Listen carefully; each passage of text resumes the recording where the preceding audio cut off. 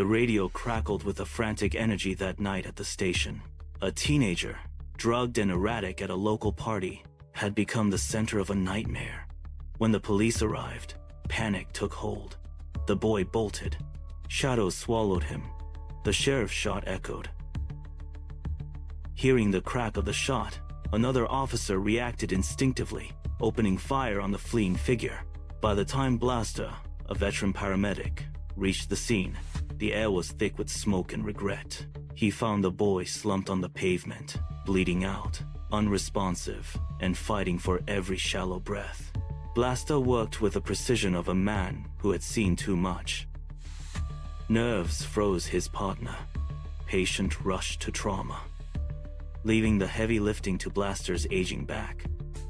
They finally loaded the boy, but as the engine roared, disaster struck. A sharp jolt and the sickening sound of a flat tire echoed through the ambulance. Blaster checked his watch, his heart sinking. A backup unit would take 15 minutes just to arrive. The boy's pulse was a fading ghost. "We can't wait," he muttered.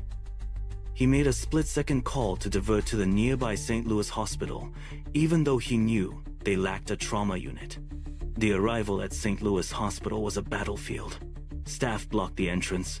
Their voices rose, a protocol chorus. "No."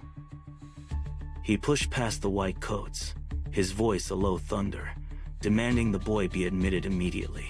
The teen survived that night, but the professional fallout was a slow-motion wreck. Weeks later, Blaster sat in a sterile room before an ethics committee, accused of gross negligence that could end his career. His captain grilled him, eyes cold and searching for a mistake. Blaster remained unnervingly calm. He reached into his folder and pulled out a single, printed page from the county policy manual. He laid it on the table and pointed to the bold text. 20 minutes. Trauma delay. Nearest facility. The committee had overlooked their own rules. The investigation was dropped instantly. Though his job was safe, the victory felt hollow. His wounds claimed him, months later. Blaster carried that weight with him, moving through his shifts like a ghost. New Year's Eve fire, a conscience scar. But in the end, he believed the story had reached a tragic, silent conclusion. Months later, in a quiet restaurant, a man with piercing blue eyes and blonde hair approached Blaster. He looked healthy, vibrant, and strong. The stranger stopped, staring directly at the old paramedic. "Do you remember New Year's Eve?" the man asked. Blaster nodded, his breath catching. The man smiled, his voice steady and full of life.